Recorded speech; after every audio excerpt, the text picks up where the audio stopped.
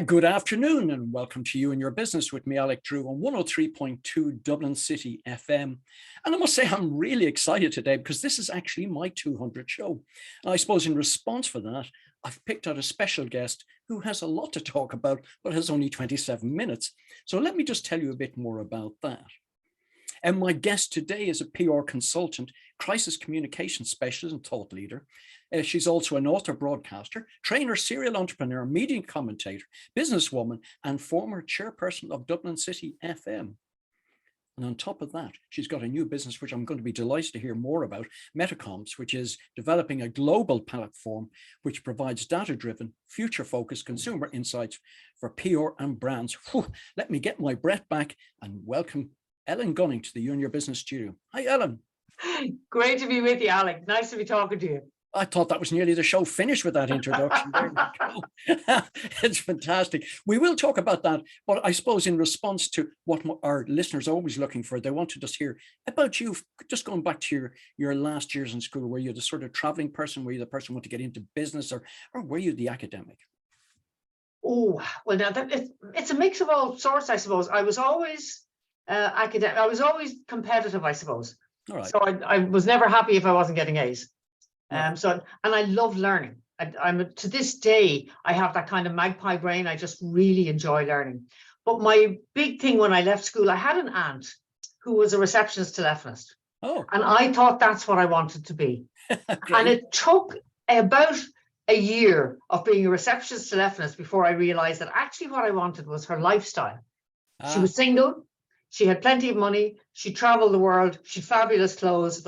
That's exactly what I want. So a combination of all sorts of bits and bobs. Fantastic. My goodness me, it's amazing how you spot something. Anyway, you were going to get involved in business at an early age, though. Literally, I left school after my intercert. Then I came back, and after a year, I thought probably should have done the leaving cert, although I didn't have much patience for the 2 years. I was being paid £27 a week. I was a millionaire. So I decided, no, I'll go back and do the leaving. So I went back into the leaving by night. Right. And then went out working for a firm of quantity surveyors.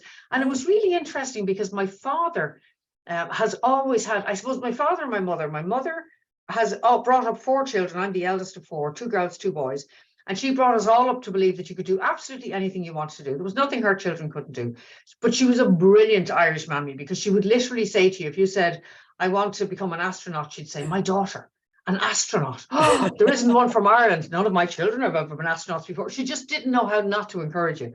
And my father was always hugely involved in the community. So he was involved in the Vincent de Paul. He was involved in the credit union. So we grew up as children, like collecting things for sales of work, visiting people on behalf of the Vincent de Paul. It was just a natural part of what we did. So literally when I started working, I joined on Tashka, the Vincent de Paul, the Residents Association, a whole load of different organizations. And I found that people kept asking me to be their PR, which I thought was great fun.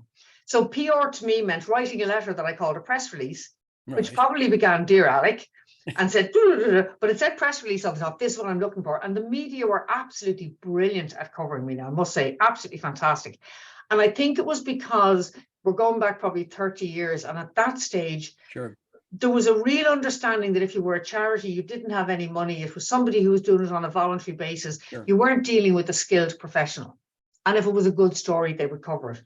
So literally, I decided then, Public Relations Institute had their first, I'm terrible on years, but the Public Relations Institute of Ireland introduced their first nighttime course in PR. And I signed up to study it. And at the end of that first year, I have a great respect for my own time and my own money. Now I can squander it like the best of them, but at least it's my money and I'm squandering. So at the end of the first year, they asked that you would talk your way into a company that knew you basically and write a set of proposals for them.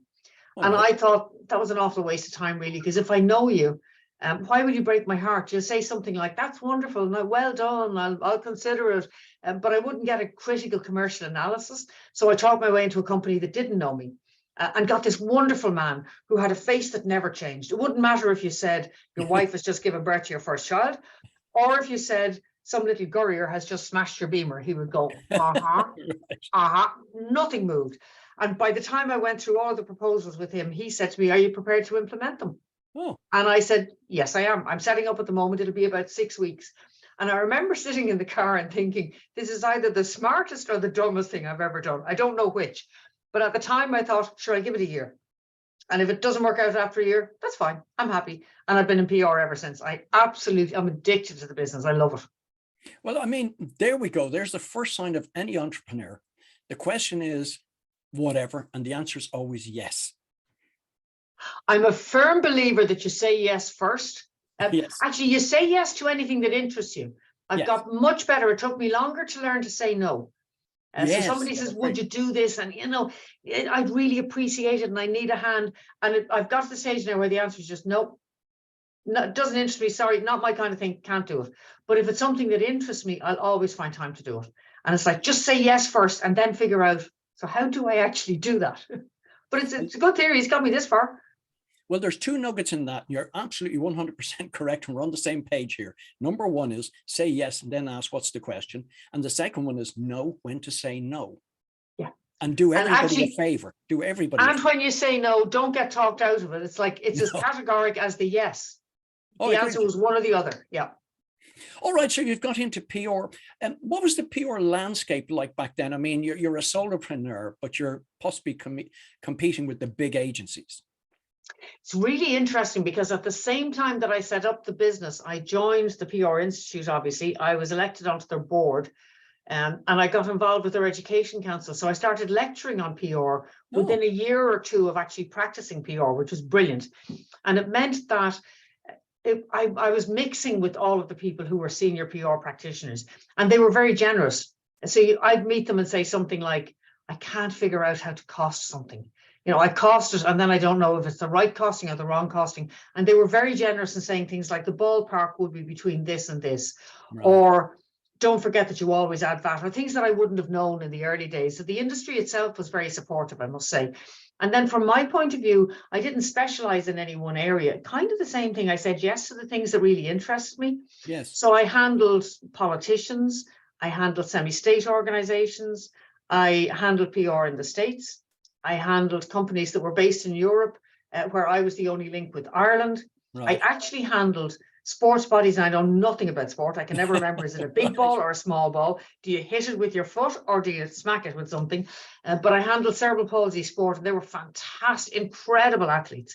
And what really caught me with those was their determination to succeed. I just loved the fact that they had so much passion. So literally, I would end up, and I suppose I eventually ended up specializing in two areas, but primarily in crisis, brands and crisis, but primarily in crisis.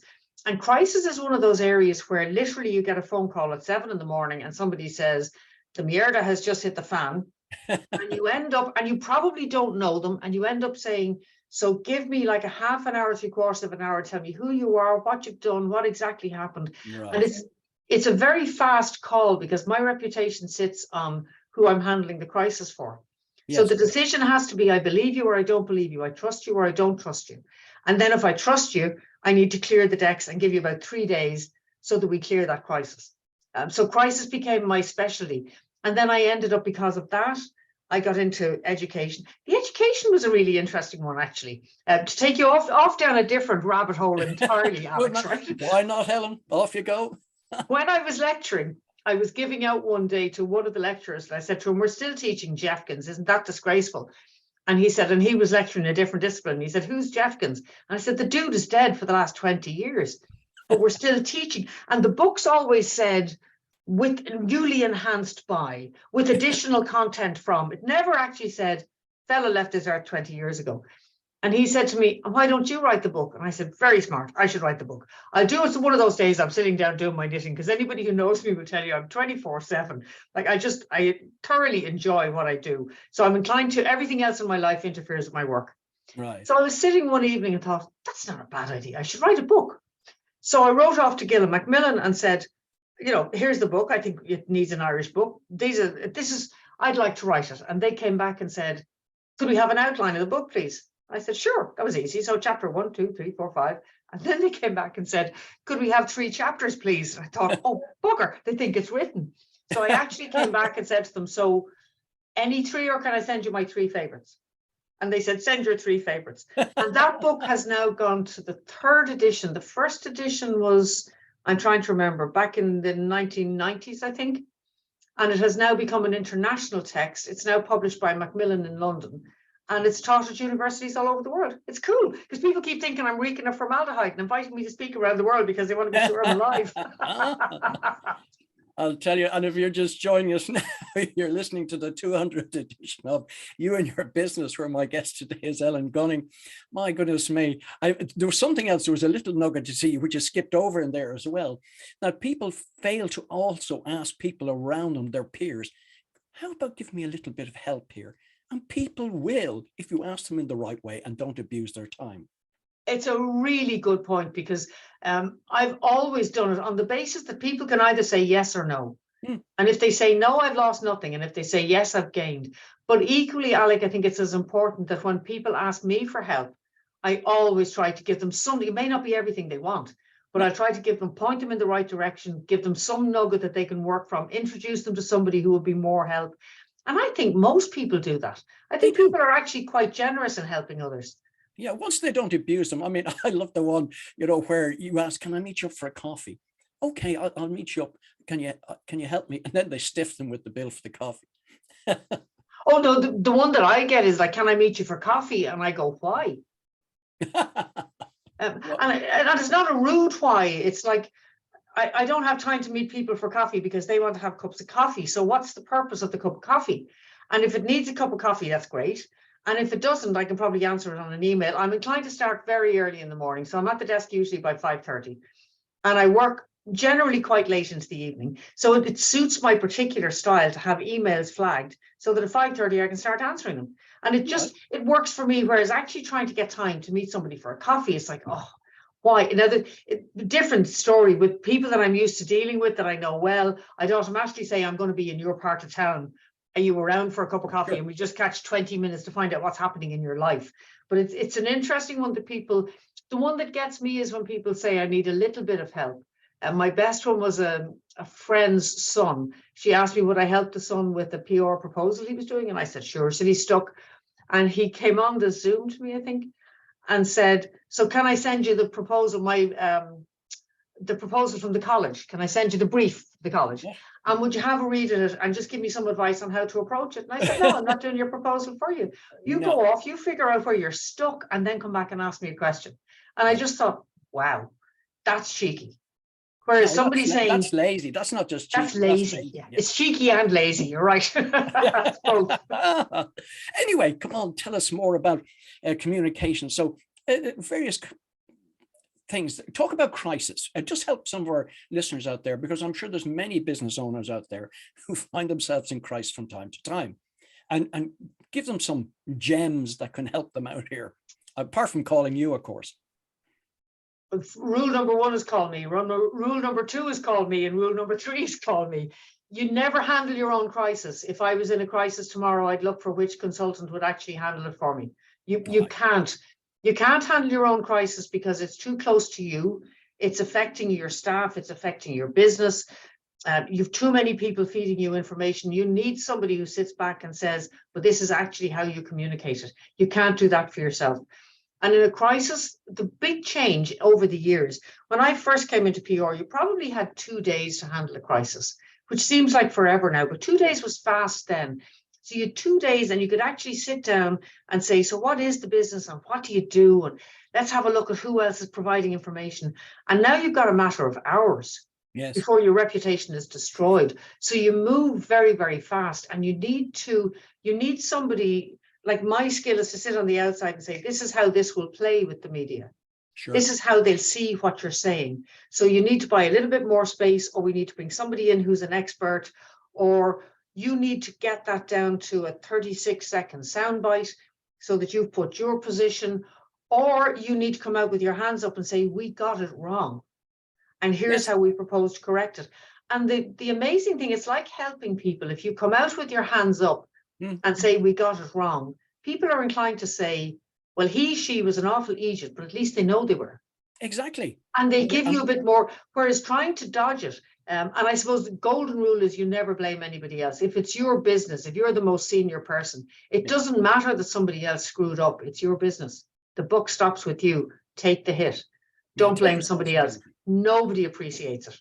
And we've seen it in politics, particularly in Ireland over the last couple of decades, a couple of major controversies where somebody, instead of just putting their hands up saying, I'm sorry, mea culpa, tried to talk their way through something, and it just didn't work out. You see, it depends on how sincerely you apologize. And that's the other thing. We don't take kindly to people saying, I'm sorry, because they've been told to say they're sorry, when you actually know they're not the slightest bit sorry, and they do the same thing again tomorrow if they got the chance. But I think people who are genuinely sorry, we read it. We read people. People read people. And if you think of something like, I don't know, Bertie Ahern's interview with Brian Dobson that time, way back when Brian Dobson was asking him about his marriage and his marriage breakdown, everybody was watching Bertie Ahern saying, oh my God, imagine being under that scrutiny. Imagine being a politician who has to answer questions about your private life. This is appalling. Now, Brian Dobson looked like he wasn't comfortable with it either. Right. And everybody instantly forgave Bertie, if you like. They did. For whatever his sin was coming into that. I'm sure they stopped forgiving him later on. But at that point, you watched the interview and thought, I'm uncomfortable watching this. Nobody should have to answer these questions. It's just not right. So I think we respond very much to people. No, we do. And then again, we don't expect to be taken for aegis, because I also remember in part of around that time, there was a mention that as Minister for Finance, he didn't have a bank account, which kind of stretched the credibility of what was being that's said. What I'm saying, that it's each interview you give or each time you communicate, it's around, do I believe that person? Are they sincere? And you can change your mind. You can change your mind 101 times. At a crisis will go through multiple phases. So you may believe somebody, not believe them, doubt them a bit, begin to believe them again, because we're all trying to absorb huge amounts of information about whatever this crisis is. But I suppose my job is to try and absorb it, say, here are the key points. This is the 1, 2, 3, 4 of it. This is how we do it. And this is what you say and how you say it.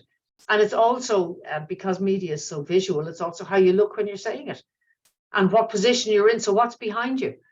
Is there something else that will distract people? Are you wearing something that people will go off on a tangent about and say, is that a tattoo? Or is that whatever? And they miss the message, because we all have too many distractions. So it's really about getting it right in those few seconds that you have available to you when you capture somebody's attention. And it's also about reinforcing whatever that message is to your staff and to your key stakeholders, because they're also interested in your crisis. They want to know what's likely to happen to your business as a result of whatever the crisis is. Yeah. And if you're just joining us now, you're listening to You and Your Business on its 200th anniversary. My goodness me, I'm delighted to be here. And my special guest today is Ellen Gunning. And we were just talking about PR and all of the various aspects of it. Just one for you, Ellen, before we move on to Metttacomms, which I'm dying to find out more about. But social media and influencers, my goodness, there's a whole new world in which people in PR are having to manage. The world is constantly changing in PR, though. I mean, there are constantly new ways in which we communicate with each other. We've got influencers, but then when I started, we didn't have YouTube. We didn't have mobile phones. Mobile phones are big shoe phones. And now we do everything on our mobile phones. They become an extension of our arm. So I suppose PR people are just constantly challenged by new media and new media or new ways of communicating. And the biggest change, I think, has been the fact that we've all become much more niche in what we watch and what we read and what we listen to. So look at the power of podcasts. So how do you reach somebody in a podcast? You have to find where they go. So the difference from 30 odd years ago is that you could approach all media as one media, and you were pretty sure you'd reach people. Now you'll divide people by age and by interest and say, actually, in order to reach them, they're influenced by an influencer on social media, or they read traditional media, or they live on YouTube, or they're TikTok. Yeah. If it ain't on TikTok, they don't know it exists. It's constantly changing. It's a new challenge. It's what keeps all of us fresh, I suppose, in the industry as well. It certainly does. And speaking of keeping fresh, tell us about Metttacomms. Oh, Metttacomms is my baby. I knew I'd get you excited about a topic here. I spent 30 odd years in public relations, practicing PR as other people do. And then, because I think I mentioned to you earlier, I travel a lot. So I speak at conferences internationally, and I love it. Right? Yeah. So I'm constantly mooching around. And because I travel on my own as a speaker, I would always reach out to people in PR and say, we don't know each other, but I'll share what's happening in Ireland / Europe if you tell me what's happening in Sydney. Yeah. So I've built this big international network of people, and each time it's tell me what's happening in the industry at your end. Sure. So literally when COVID struck, I found myself thinking, what did I learn? Like, it's all floating around my head and I love it. But what do I actually learn from it? Is there a common thread? And there were two common threads. One was that nobody has enough time. Welcome to the world. Nobody has enough time in any industry. But the second was the speed and the volume of data that's coming at everybody. And the fact that PR people didn't have a tool that could harness that data and actually give them sight of what's going to happen in the future. Because if I'm trying to position a company as a thought leader, there are lots of tools that will tell you what people are thinking and talking about right now, and they do them very, very well. Sure. There's nothing that tells you, so what are people likely to be concerned about in the future? Right. And if you're trying to position yourself as a thought leader and you're trying to keep that key group of customers loyal to your brand, then you have to know what's happening in the future. So Metttacomms was created. I love this, Alec, right? Because I don't know my ass from my elbow in terms of technology, but I decided that I needed a tech company that would solve this problem. And I have now become a mini expert. Now our CTO would howl, laugh and listen to this, but I now have a CTO and a stack engineer and a software developer and a researcher all working on one side of the house. And I've PR people on the other side. And what we're doing is we're developing a platform that effectively answers those questions for you. It finds what's bubbling under. We're not telling you this is the future, but we're saying this is what we're seeing in the future. Yeah. You should be keeping an eye on it. So it allows you to monitor and decide which bits are relevant to you. I did a presentation in July to the Catholic Media Association in Portland, Oregon. All right. And the title was no less than the future of the Catholic Church in North America.